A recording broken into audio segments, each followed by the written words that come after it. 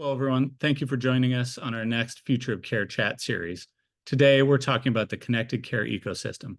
I'm Rob McChane, the Vice President of Marketing at Virtual Health, and we're talking with Katie Nieto today, our Senior Program Manager of the implementation team, about the connected care ecosystem. Specifically, in the market today, there's so many things going on relative to connected data, collaborative care, and as the industry continues to be fragmented and have data in multiple places, it's never been more important to have a full 360 view of each member and consolidating the CM and UM data for each of those members to provide a holistic experience and a single source of truth. So we're going to dig into that a little bit today and talk about how payers can solve for some of those problems.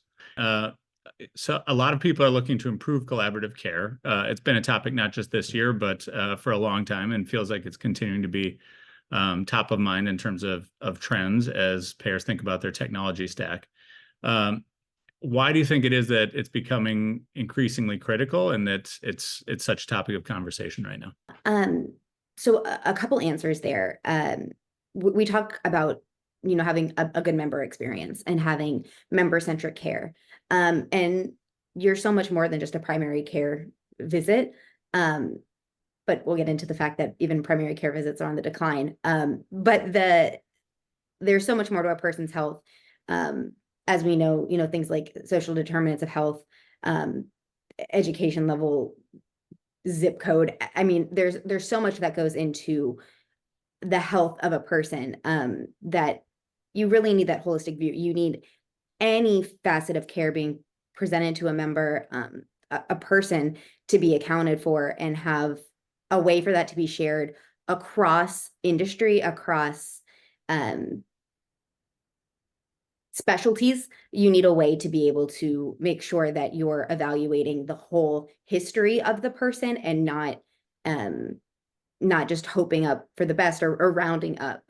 Because at the end of the day, it is a person. And if one pillar of healthcare is left out of an assessment, then you're not providing holistic patient care. In your experience, what's the value of the connected care ecosystem for payers? Obviously, you want to create a seamless experience for members. And like you said, make sure that balls aren't dropped, make sure that the data is in the right place. But that also creates value for the payers in terms of efficiency and delivery, right? So talk a little bit about that and how that helps the payers be more efficient. Yeah. So the number one thing payer agnostic across the board is cost savings. That's everyone's favorite thing to do personally, organizationally, is cost savings. And it's a huge upfront cost, right? To go pivot from whatever system you're using to a more integrated real-time system. But for me, in the long run, the cost savings is invaluable. There would be less handholding of patients, right? Because we wouldn't need to find out, hey, did you do your follow-up? It would all be real time. There would be more informed care decisions because you would have your complete history at your fingertips or the fingertips of the provider that you're seeing. And so it would enable you and empower the member to provide or to make more informed care decisions. And again, I hit on this earlier, but it would minimize duplications and it would improve outcomes. There wouldn't be multiple of the same tests, which then could become an authorization nightmare from a payer perspective. You wouldn't have duplications of tests. You'd have improved outcomes. And then there's always the risk in this day and age around PHI and making sure that you're sending information securely. And I think that it's fair to say that with the other added benefit would be just peace of mind about PHI. It's going into one system and it can be seen across specialties. That really, in and of itself, is a huge cost saving metrics and a huge benefit to having one system. Right. Yeah. What are the challenges that organizations are facing in sort of achieving this state? What are the obstacles that a lot of payer organizations would face in getting to this stage? So I think that to tell payers, let's just start over. Let's just reimagine what an integrated system for you could look like and for your members. I think that's just an overwhelming pill for them to swallow. because they, even if your process is broken, if you've done that process for 5 years, you know it inside and out, and it works. And so just to say, let's just take a second and plan for the future is always a tough sell, because you are saying, let's make the next year of implementation for you painful in terms of the amount of data you're going to have to move and your IT team is going to have to work.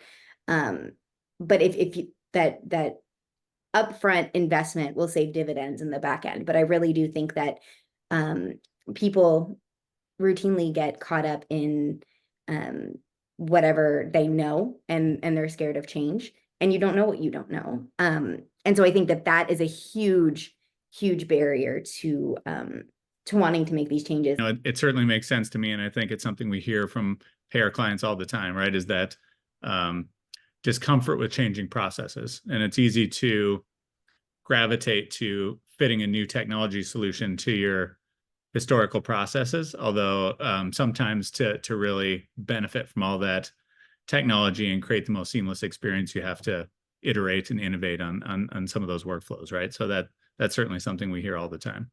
The other piece that I think we touched on a little bit, but this connected care ecosystem delivers a lot of value for members in terms of a more seamless experience, in terms of getting the care they expect, not having those gaps in terms of visibility. But what's the value that it delivers for payers in managing their patient and member populations? Yeah, absolutely. So the number one things payers, and I think just about anybody wants to hear, is that it's going to reduce costs, right? It's going to reduce costs in, not to sound dramatic, but almost countless ways, right? There's going to be, just to start with, you're going to have better security of your PHI, right? The integrations that you're doing through a FHIR standard are the baseline, the standard. And so you know that the PHI security is not going to be an issue for you. Additionally, it really takes a lot of pressure off of having to handhold your member population by having a fully integrated system where both sides of the house are talking to each other. You're going to have a much more informed member who's able to make more proactive health decisions, taking some of the burden off of the payer. Additionally, it will minimize a lot of duplications, and then in turn improve outcomes and make outcomes, more desirable outcomes, come quicker for patients, in that you're you can see, regardless of where a member had a certain test done, you're going to be able to see that universally in one shared system. So you're not going to be running the same tests on patients. You're not going to be worried about patients taking any sort of conflicting medications. You'll improve outcomes by reducing human error, but also just in general reducing duplicity. And so I think the cost is the big savings, but thinking about it from a member-centric, thinking of it as a member-centric lens, you will have a much more informed and holistically healthier member, which is not just good for the payer, but it's good for everyone. That makes sense. And obviously, especially in Medicare and Medicaid space, right? Those a better member experience equates to better member retention, right? And better CAP scores and all those kind of things, right? Exactly. So More stars. exactly, yeah. Which has its own, obviously significant value delivery. So that's great. I think the upfront cost is great, but I think it pays dividends both for the organization and for the member. I know that you have a strong background, obviously coming to virtual health from the payer side. So working at Optum with healthcare payers across the industry, a background at Centene as well. And having all those years of experience helping healthcare payers evolve their technologies, I think is a critical lens as we have this conversation. So anything you'd add there about your experience or pieces you feel are extra relevant to this topic? I would just say that I was a previous customer of virtual health.